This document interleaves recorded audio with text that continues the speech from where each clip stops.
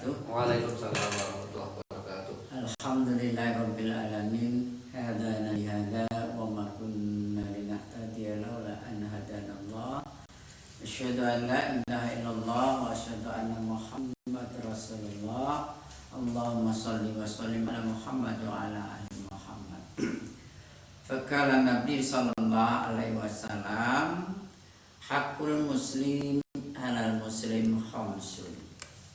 Raddu salami wa iyadatul marid wa tiba'ul janazah wa ijabatud da'wati wa tasmiyatul afisi awal muslim. Yang alih bahasanya, Bapak Ibu kaum muslimin muslimat pendengar pecinta radio PTA Terindu dan IP Banten.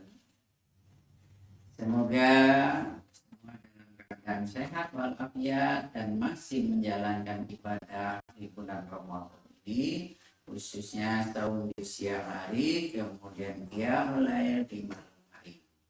Semoga Allah berkenan menerima dan membimbing serta memberikan kekuatan dalam menjalankan ibadah di bulan Ramadan yang penuh berkah. Bapak Ibu kaum muslimin muslimat rahimahullah.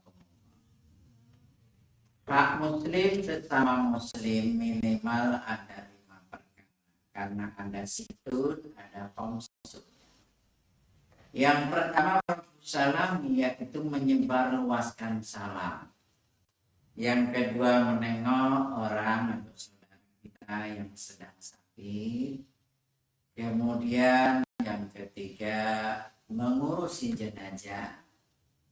Yang keempat menghadiri undangan, dan yang kelima mendoakan saudara kita apabila bersin dan dia berdoa.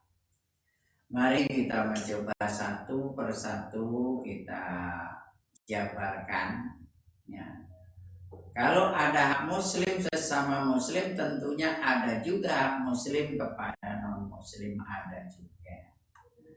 Ini yang saya bahas, muslim sesama muslim. Jangan sampai kita tidak diakui oleh Allah dan Rasulnya kalau sesama muslim itu tidak saling peduli. Yang pertama menyebarluaskan salam atau menyampaikan salam. Dan ini satu-satunya yang dimiliki umat Islam dan dicontohkan oleh Rasul, dan tidak juga dicontohkan kepada umat yang lain. Menyampaikan salam dicontohkan semenjak kita bertemu, kemudian masuk rumah, kemudian jalankan ibadah sholat. Nah, ini semua didahului dengan salam. Salam yang artinya doa.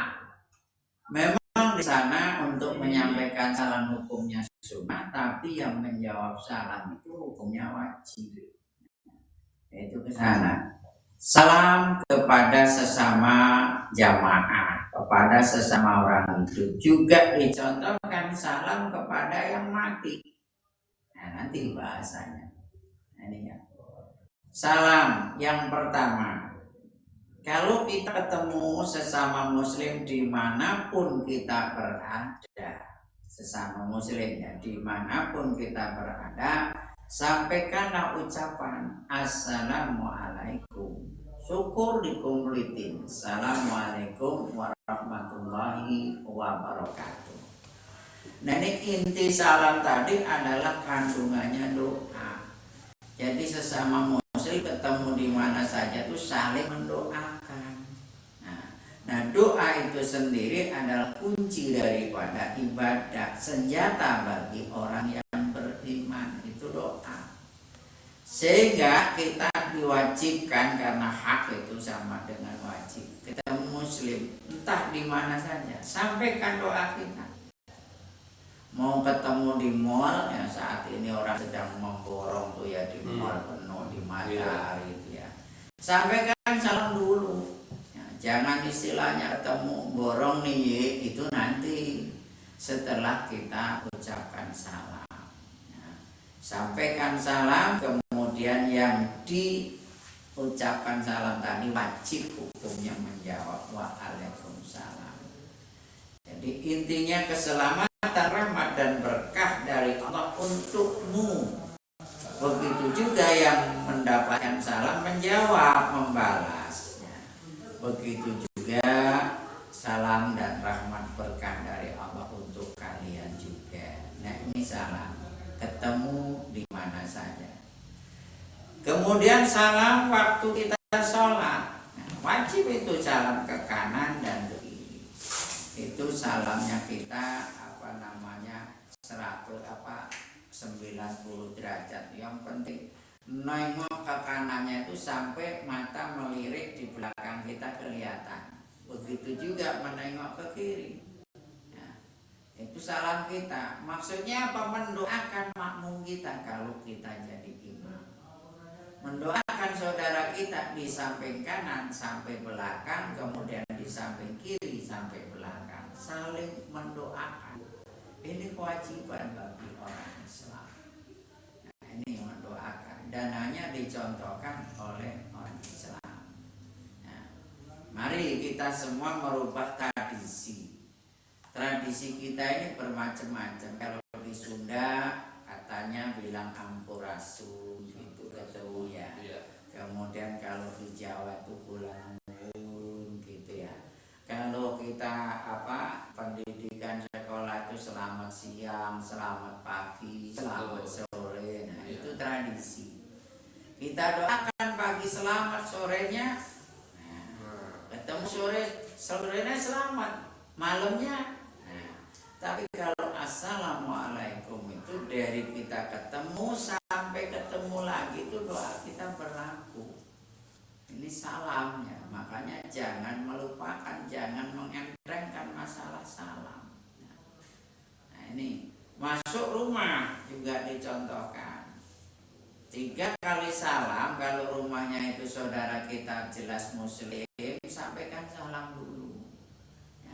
3 kali salam tidak dijawab, tidak dibukakan pintu, ya harus ikhlas untuk undur diri.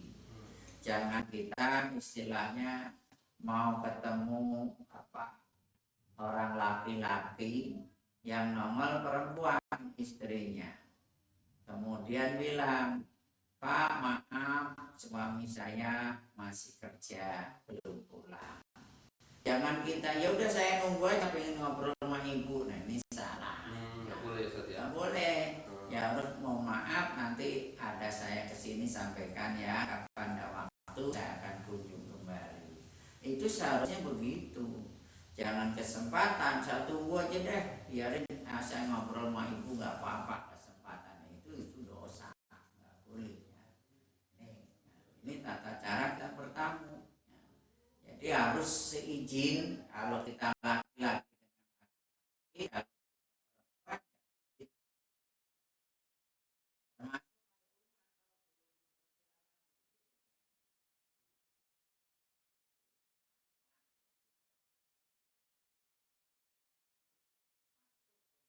ada aturannya. Jangan kita mentang-mentang udah akrab, udah kenal tetangga lagi ya. Masuk rumah orang nyelonong sampai dalam baru bilang minta cengek sih. Nah, salah ya. Nah, ngapain? Udah di dalam. Nah, ini dusun, ini nggak boleh.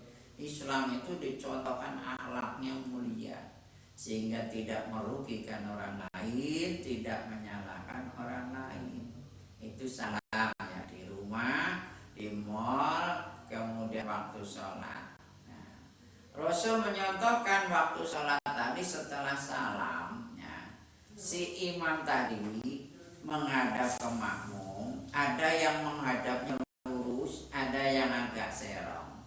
Kalau yang lurus itu mengelurusnya ada imam, itu hadisnya yang diriwayatkan oleh Imam Bukhari. Kalau serong itu Imam Muslim hadisnya. Jadi nggak salah ya, menghadap ke makmum sambil kita wirid masing-masing, kemudian sambil memperhatikan jamaah. Siapa yang hari ini nggak sempat ke masjid, jangan-jangan sakit, kemudian turun dari masjid, kita silaturahim kepada yang biasanya hadir tadi kok nggak hadir. Nah, itu yang dicontohkan Rasul itu. ngabsen jamaah. Iya, sama ngabsen jamaah. Ya, karena betapa pentingnya masalah sholat jamaah bagi kaum laki-laki, betapa besarnya nilai ibadahnya kalau kita mau sholat berjamaah. Nah, ini sekedar salam yang kadang kita sepelekan gitu ya. Nah, urusan jabat tangan ya, kalau sesama muhrim, sesama laki ya nggak masalah. Cuman kalau masalahnya lagi corona begini ini ya pertanyaannya kadang masalah. Ya kadang saya mau ngajak salaman takut disalahin, kira. Iya. Teman kita mau ngajak nggak berani, takut disalahin juga. Nah ini memang corona ini bermasalah benar ya. Nah ini salaman aja kadang suka bermasalah. Nah ini ya cukuplah bagaimana caranya, yang penting ucapan salam tadi itu dan kita tetap pakai masker. Nah kalau pakai masker juga suka saya melihat itu ya, kok yang ditutup mulutnya, padahal yang bang itu hidungnya itu kalau pakai masker itu. Karena kita nyedot dan mengeluarkan tadi ya, memasukkan mengeluarkan udara, atau kalau kita bersin itu dari hidung. Nah ini tolong saudara, kalau pakai masker itu hidungnya yang perlu itu, mulut itu menyertai, jangan mulutnya aja. Ya mulutnya aja, ini kalau bulan puasa ini kadang mulutnya bau gitu ya. Nah ini pakai masker kemudian salam. Nah masih luas sekali penjabaran salam kemudian diwujudkan dengan silaturahim. Rasul bahkan masuk ke rumah kosong saja Rasul menyontohkan harus menyampaikan salam. Iya, siapa yang menjawab? Malaikat yang menjawab. Itu masuk rumah kosong. Nah, apalagi rumah ada penghuninya. Nah, ini aturan atau akhlak sesama muslim tentunya. Kalau dengan non muslim ya nggak usah, karena dia punya tradisi beda sama kita. Mungkin dia selamat pagi, selamat siang, ya udah dia biarin keyakinan begitu. Kita sesama muslim seyogianya ittiba kepada Rasul. Yang kedua, kewajiban yang kedua sampai 21 kalian. Yang kedua adalah menengok orang yang sedang sakit. Menengok orang yang sakit ini sesama muslim sangat-sangat dianjurkan. Juga menengok orang sakit ini ada etikanya, ada akhlaknya. Kita kalau yang ditengok siapa, laki atau perempuan? Ya kalau yang ditengok perempuan ya kita bawa istri kita. Kalau yang ditengok laki-laki, yang mau nengok perempuan ya bawa suaminya. Ini jangan cari kesempatan ya. Kita laki-laki nengok perempuan nggak ngajak istri, nah ini nggak bener ya. Jadi seyogianya ke sana ada adabnya. Kemudian kita doakan ya yang sedang sakit tadi itu. Nah cuman sakit yang corona ini nggak boleh ditengok, ini masalah ini corona ini ya. Iya. Nah, ini kita doakan aja dari jauh. Nah ini kalau yang sakitnya biasa kita tengok, kita doakan. Bahkan dianjurkan kita mengusap yang dirasakan sakitnya tadi sambil murah, tapi sesama muhrim. Iya. Laki melaki, ngusap megang gitu ya, jangan dipencet, dipegang aja diusap ya. Kalau perempuan yang sakit ya istri kita lah yang megang, yang mengusap sambil didoakan Allahumma rabbana si adibil masa isti anta safi la sifa'a ila sifatuka sifa'a la yubadir sakama. Nah ini doa nengok orang sakit sambil diusap yang sakit. Catatannya tadi sesama muhrim. Nah itu untuk berdoa pada Allah, ya Allah Engkau adalah Rabb manusia, Zat yang maha penyembuh, tiada kesembuhan kecuali kesembuhan darimu ya Allah, sembuh yang tiada mendatangkan rasa sakit. Ini doa kita ke sana. Kemudian akhlak yang kedua, kalau nengok orang sakit mungkin sudah payah ya, mungkin sudah payah, kita jangan istilahnya dijaga lisan kita lah ya. Jangan sampai maaf ya tetangga saya begini ini gak lama loh. Nah, ini kan nambah stres ya. Jangan, justru yang sabar ibu, ya ini sedang diuji. Semoga Allah berkenan mengangkat ujian ini, diringankan, disembuhkanlah saudara kita yang sedang mendapatkan ujian. Ya seyogianya begitu. Nah ini ada dengan orang sakit. Adapun bawaan itu kan kedua lah. Ya ada memang perlu untuk apa ya, untuk yang jagain di situ. Yang nungguin kadang pengen ngemil apa ya. Kalau yang sakit justru makan aja nggak enak.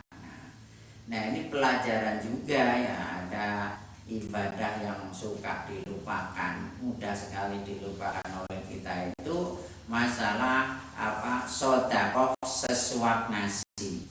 Nah ini saya ingatkan nih pada kaum ibu ya. Jangan nunggu suami sakit kemudian kita nyuapin ya. Tapi waktu sehat carilah kesempatan.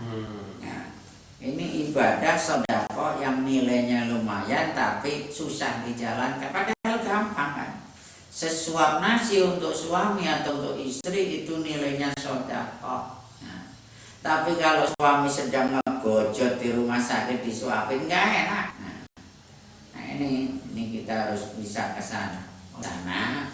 Jadi menengok, mendoakan orang sakit. Rasul menyatakan atimul jai'a wa qudul marido wa fukulahaniya. Nah ini kewajiban kita, nengok orang sakit, mendoakan, kemudian bayarkan utang yang harus dibayarkan. Nah ini kalau kita memang ada kemampuan ke sana ya kewajiban sesama muslim. Nah ke sana itu yang kedua, hak dan kewajiban sesama muslim yang tidak harus dilupakan. Kemudian yang ketiga, hak sesama muslim itu ngurusin jenazah. Nah, ngurusin jenazah atau melayat. Kalau kita melayat bisa sempurna, nah ini nilainya juga sempurna juga. Cuma jarang orang bisa mau melayat sempurna. Melayat sempurna itu kita hadir ke tempat yang meninggal. Begitu datang, kalau sesama mobil tadi buka mukanya kita doakan. Itu tidak harus nyasin. Yang harus nyasin ya biarin saja. Kita ya kalau itu yang penting tadi itu sunnah rasulnya dibuka didoakan. Kemudian kita membantu persiapan pemandiannya. Nah, kemudian membantu persiapan kain kafannya. Nah ini hak kewajiban kita yang ketiga. Ini seyogianya kita bisa ke sana. Ya. Cuman banyak istilahnya banyak ustadz, tapi kalau suruh ngurusin jenazah ini kadang nggak mau. Entah nggak bisa, entah belum biasa, entah macam-macam itu ya. Nah ini karena dianggapnya pekerjaan itu pekerjaan yang menjijikkan atau yang kotor. Nah ini sementara karena waktu kita tunda dulu sebentar. Ya. Oke, terima kasih Pak Ustadz Ali Purnomo dari pimpinan Majelis Ulama. Paparannya cukup luar biasa, sangat padat ya Pak Ustadz ya, yaitu mengenai hak muslim sama muslim ada 5. Baru disampaikan 3 ya, baru disampaikan 3. Nanti akan disampaikan yang kedua di sesi berikutnya. Nanti setelah disampaikan kelima-limanya, baru kita masuk sesi tanya jawab. Silahkan siapkan pernyataan terbaiknya. Kita break sebentar untuk melihat iklan dan kegiatan dari Aprindo Fest yang sudah dilakukan oleh teman-teman semua. Oke, kita lihat sejenak.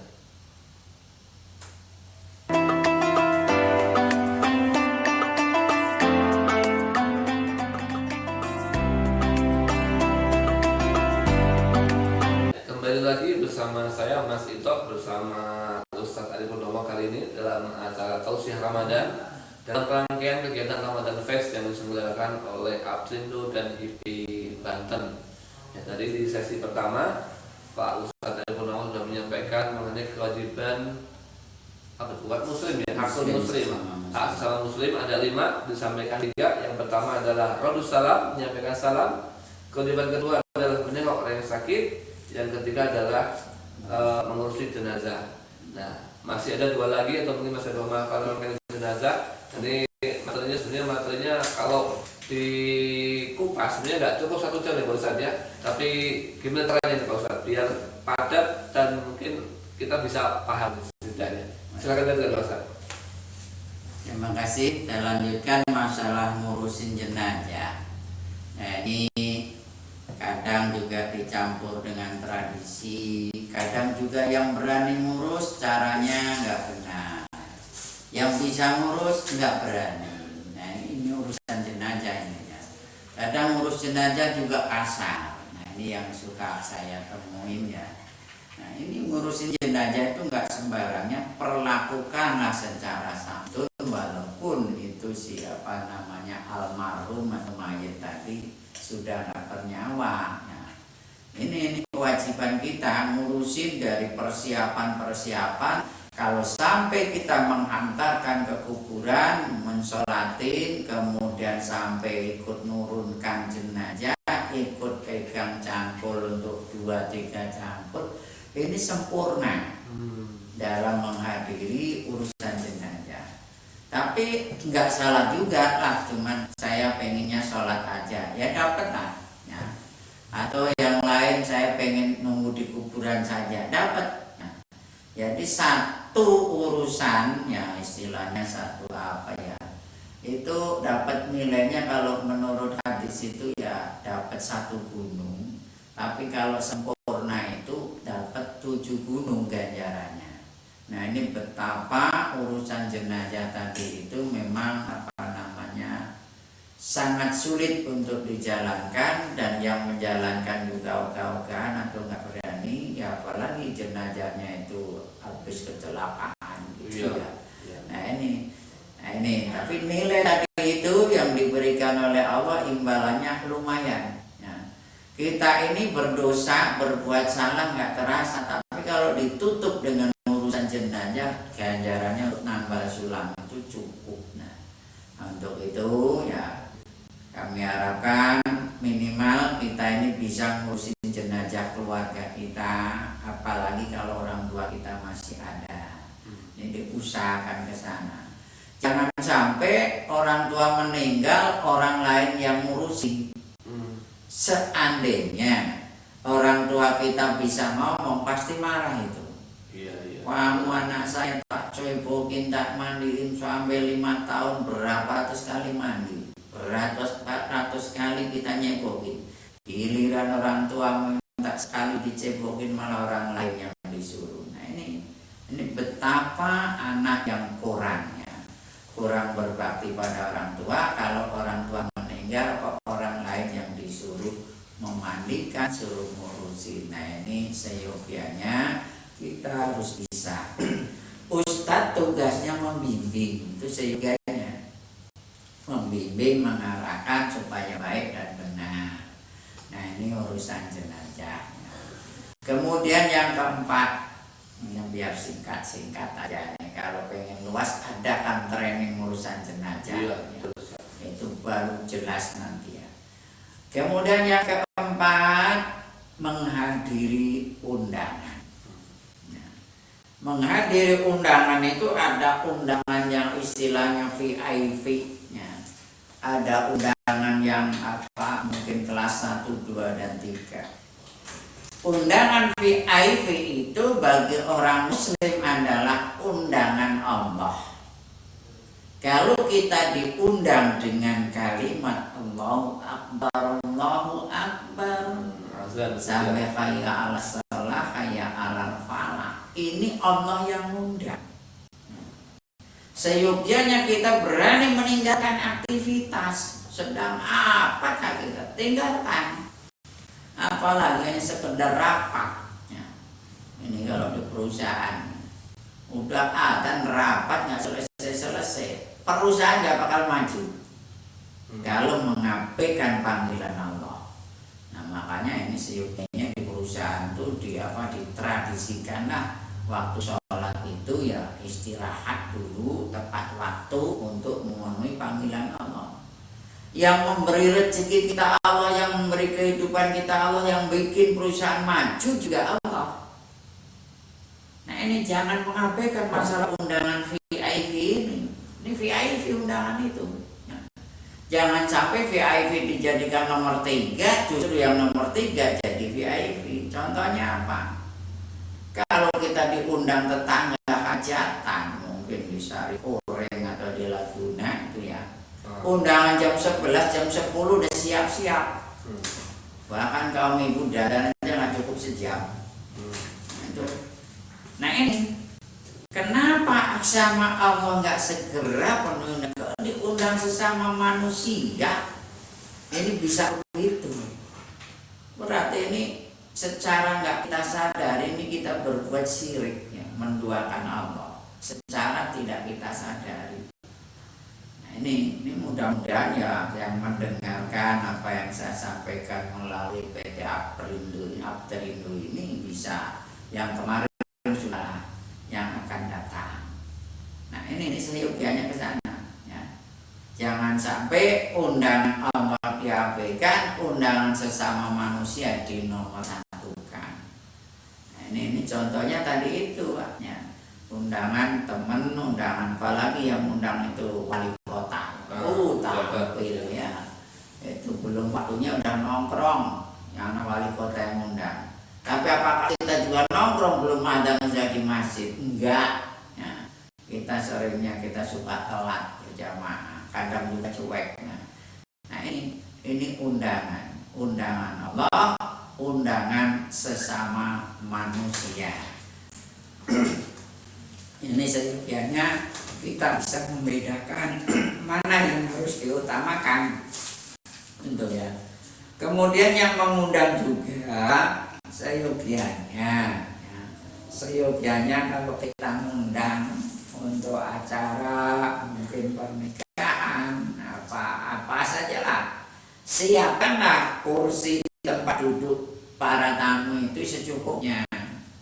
Jangan sampai tamu kita hadir makan minum berdiri.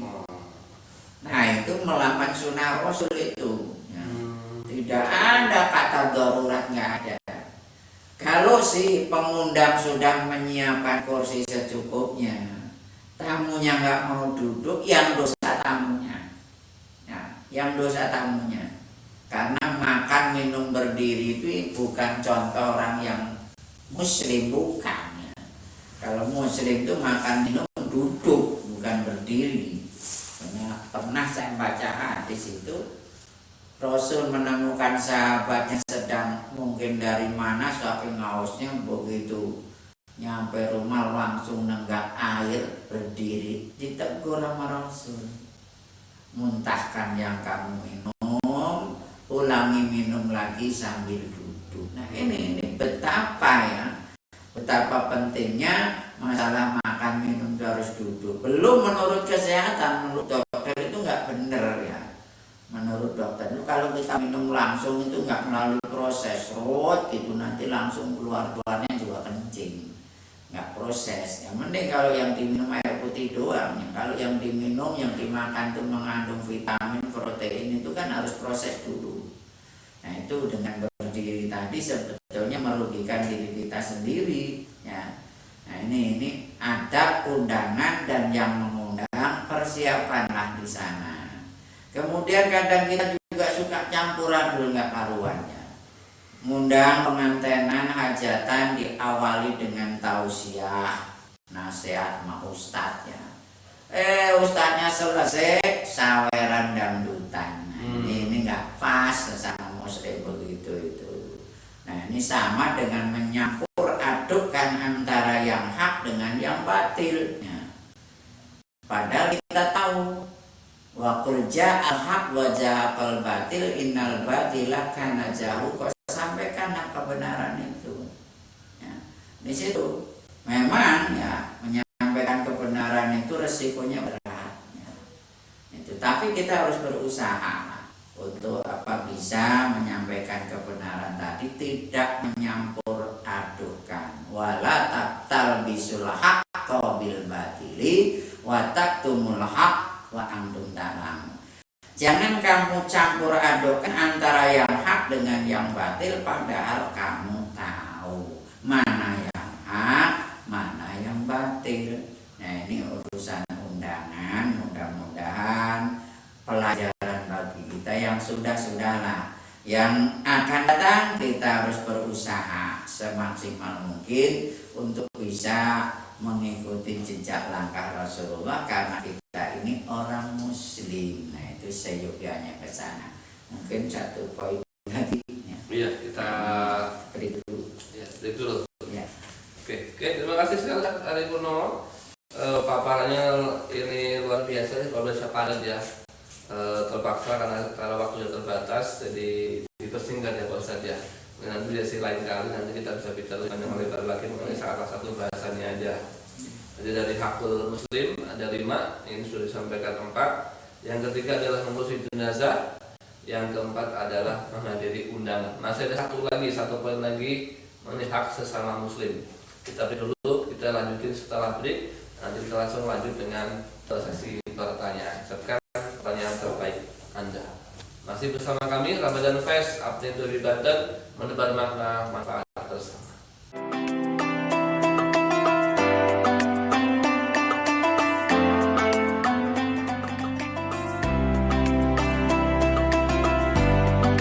Kembali lagi bersama saya Mas Gito dan Ustadz Ari Purnomo dalam rangkaian Ramadan Fest Abdindo Hibi Banten.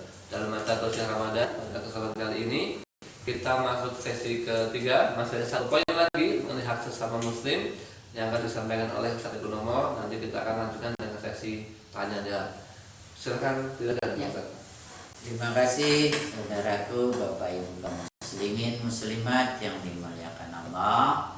Ini yang kelima singkat sekali, karena yang kelima ini hanya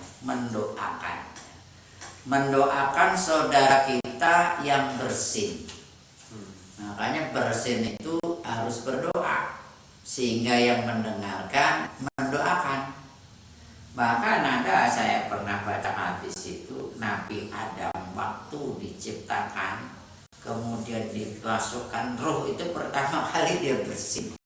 Wawalan ya, pertama kali dimasukkan roh yang oleh Allah itu langsung bersin. Nah ini bersin kita seyogyanya berdoa. Yang bersin berucap alhamdulillah, yang mendengarkan yarhamkallah. Nah, di sini bersin diucapkan, yang bersin jadi mengucap alhamdulillah. Kenapa?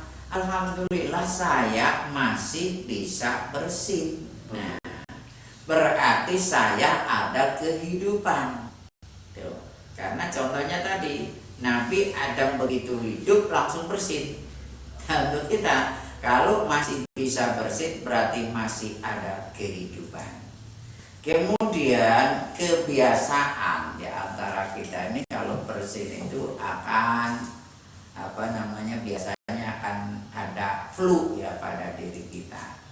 Kemudian doakan sama saudara kita, yarhamukallah, yarhamukallah, yahdikumullah. Semoga Allah merahmati kamu. Nah kalau kita ya, dengan doa tadi itu dijawab, insya Allah nggak jadi flu-nya Pak. Insya Allah, karena banyak yang mendoakan. Nah ini makanya betapa pentingnya doa tadi ya. Termasuk satu lagi belum tadi lupa saya kutip masalah salam tadi ya.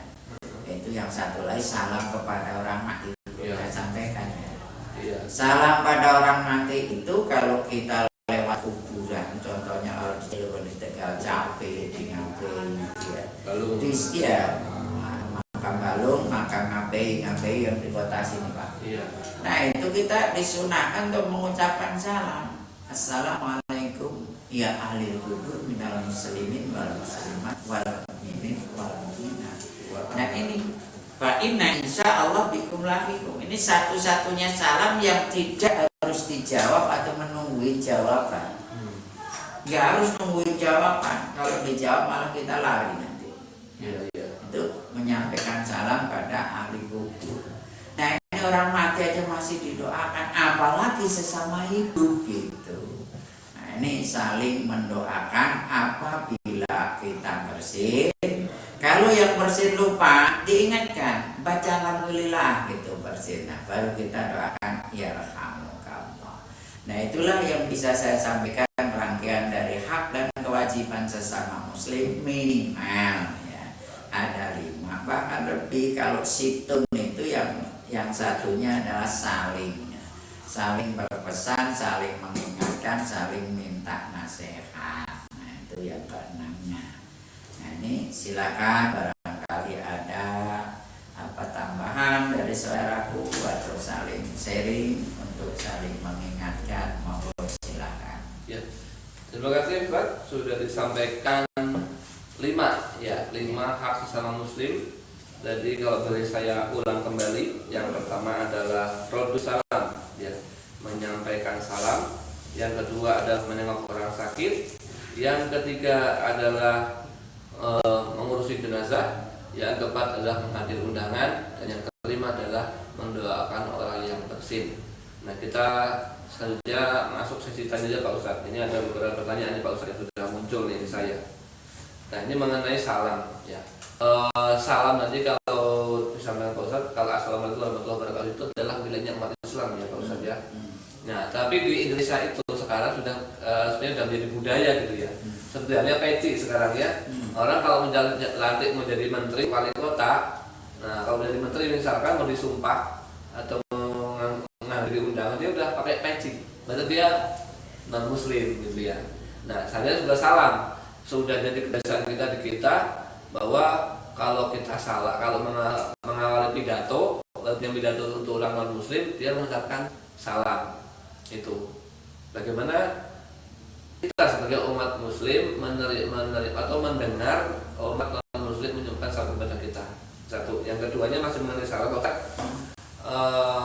Ini masih dalam kadang-kadang satu dari Pak pejabat-pejabat pidato Pak Ustadz ya. Ada yang assalamualaikum warahmatullahi wabarakatuh dilanjutkan dengan Om Swastiastu. Terus apa lagi? Namo Buddhaya. Nah, salam kebajikan. Nah, itu bagi kita umat muslim seperti apa Pak Ustadz? Ya. Silakan Pak Ustadz. Masih baru mulai salam ya Pak Ustadz ya? Ada dua pertanyaan tadi, silakan. Ya. Jadi khususnya bagi muslim itu mendoakan sama muslim, mendoakannya. Kemudian kalau salam tadi untuk pidato yang kita hadapin mungkin di situ banyak yang bukan non muslim. Nah, itu ya sampaikan aja khususnya bagi muslim. Assalamualaikum warahmatullahi wabarakatuh. Kemudian kalau dicampurin itu campuran namanya ya. Iya. Itu salam dan sejahtera untuk hadirin semuanya, gitu saja cukup, tidak harus diperinci. Memang akhir-akhir ini semuanya ujung-ujungnya nanti doa, semua harus berdoa, ini rancu banyak. Iya, ini membuat kita bingung ya. Jadi kalau kita umat Islam nggak dosa, kita assalamualaikum saja. Dan bagi saudara non muslim, saya sampaikan salam sejahtera. Gitu aja cukup ya. Ya harus mengikuti mereka mendapat, nggak usah ya. Ya haruslah. Mungkin yang takut dipecat kali ya. Iya, kadang-kadang itu buat cari muka. Ya. Kadang-kadang kan menghargai minoritas, akhirnya kita gitu. Nah, itu jadi kalau sesama muslim ada, sesama non muslim beda. Kita dapat telepon ya, yang tahu suaranya apa non muslim. Assalamualaikum, jangan jawab salam, aturan Islam kan begitu. Jawabnya ya terima kasih, ada apa gitu. Gitu. Nah, ini kadang juga dari masalah itu aja ya, model Hamka tadi itu sampai di penjara ya, sampai meninggal di Arab juga nggak, istilahnya kurang diperhatikan sama pemerintah Indonesia gara-gara apa ya, tidak mau begitu tadi. Nah, itu nggak mau mengucapkan selamat Natal. Ya udah, kalau sesama orang non muslim sama Kristen ya biarin, kalau kita sesama Islam dengan dia ya nggak usah lah gitu, nggak usah kesana ya. Nah, itu seyoga ya. Cuman tadi itu kalau kita terpengaruh dengan jabatan segala macam jadi bingung gitu ya. Kenapa? Ya takut dipecat. Iya betul. Iya. Jadi kita begitu ya Ustaz ya. Iya. Kalau buat ke umat muslim kita salamnya cukup salam salam sejahtera buat saudara semuanya gitu ya. Enggak terus ngikutin bagaimana di agama mereka salam gitu ya. Oke, kemudian apabila ada umat muslim mengucapkan salam kepada kita nggak perlu Ustaz gitu Ya, jawabnya ya terima kasih, ada apa nih gitu. Ini takut dijelaskan malah kita nggak ucap apa.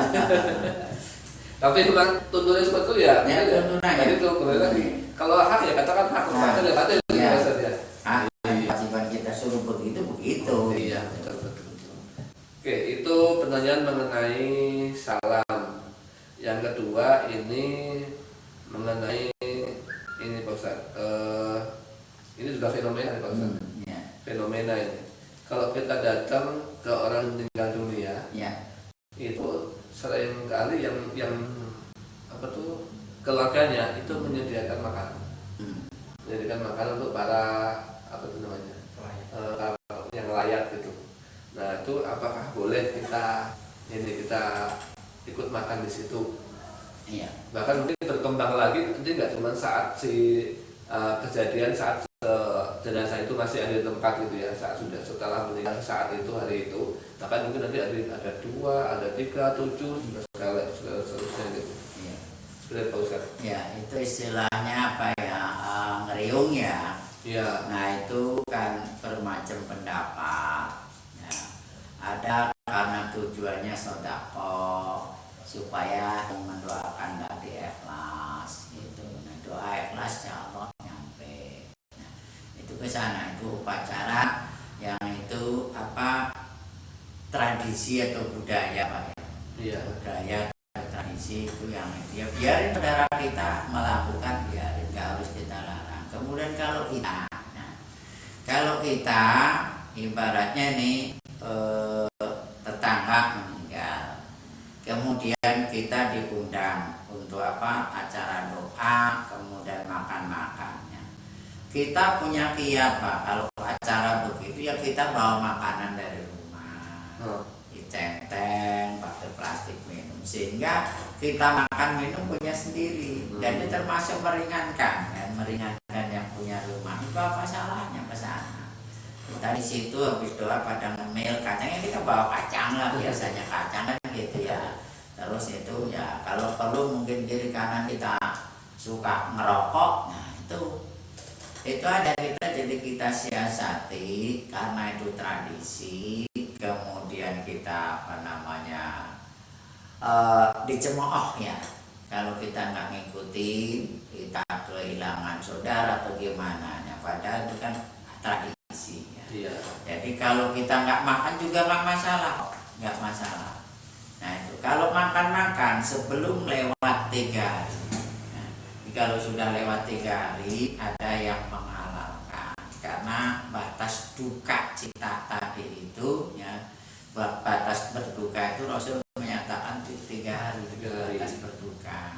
Sehingga kalau makanan itu yang wajib kita adakan Bapak ya, kalau kita sesama muslim dan paham, seyogianya yang ngadain itu tetangganya, bukan sohibul tadi itu. Bukan keluarga yang ini di lingkungan saya sudah ditradisikan Pak. Kalau ada yang meninggal, udah ini grup majelis taklim nggak ngeliwet masak karena dia punya tamu jauh kan, kasih makan gitu. Nggak usah ke warung, tamunya dari jauh. Jadi ditradisikan begitu. Yang punya rumah cukup diem, nah, gitu. Jadi tetangga yang bawa makanan ke situ tuh, nah itu nggak masalah Pak. Karena ada yang jauh tadi kan, daripada nyari warung, mungkin juga belum sarapan, nah itu ke sana. Ini untuk menyikapi supaya apa sih? Karena takut memberatkan Pak. Tapi kalau orang kaya ya biasa begitu ya, nggak masalah kali ya. Yang kaya mah udah dipersiapkan kali. Nah, ya kalau yang nggak mampu kemudian diwajibkan itu kan yang repot.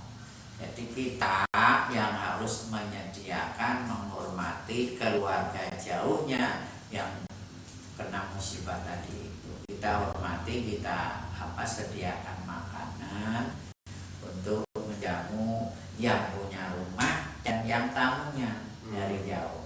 Jadi yang punya rumah ini pasti kan nggak harus ngeliwet Pak. Iya. Kita yang nyediain, mau lagi susah begitu kok. Nah, ini tetangga yang harus tahu. Makanya ada istilahnya di kampung itu harusnya dibentuk tim pengurusan jenazah sampai kepada pengurusan yang kena musibah. Jadi biar kita istilahnya mentradisikan tapi baik gitu. Iya, membiasakan yang benar gitu ya Ustaz ya, bukan membina kebiasaan. Ya, gitu. jadi Membiasakan yang benar membiasakan kebenaran dan membenarkan kebiasaan. oh iya ya mudah-mudahan kesana. Iya, ya tadi kesimpulan seperti itu. Kalau kita takziah, kita melayat, dianjurkan kita tidak ikut makan di situ ya Ustaz. Karena Kita tadi bawa makanan. kita makan sendiri. Jadi kalau bisa mungkin kita menghindari tidak ikut makan di tempat yang sedang berduka. Dan batasnya adalah 3 hari biasanya, sampai 3 hari. Ya, jadi kalau kita datang takziah itu buat meringankan yang sedang berduka ya Ustaz. Masa kita datang malah menumpang makan Ya, kita yang bawa Pak. Itu Jadi- tradisi saya sendiri, saya biasakan begitu. Saya tetangga begitu, saya bawa gula, bawa kopi, bawa minuman itu gelas, makanan ringan saya bawa sendiri. Nah, itu untuk meringankan tadi itu kan. Ya, demikian tadi penjelasan dari Pak Ustadz. Ada pertanyaan lagi? Sebenarnya sudah ya, nggak ada lagi, nggak ada yang masuk ya? Cukup ya? Ya, kalau mungkin tidak ada, kita langsung kita tutup majelis kali ini atau syarat Ramadan bersama kali ini diakhiri dengan doa. Kami persilakan Pak Ustadz. Terima kasih para pendengar pecinta radio Uptrindo ini. Semoga yang saya sampaikan bermanfaat untuk kita semuanya. Kurang lebihnya mohon dibukakan pintu maaf yang seikhlas-ikhlasnya. Manusia sifatnya punya salah.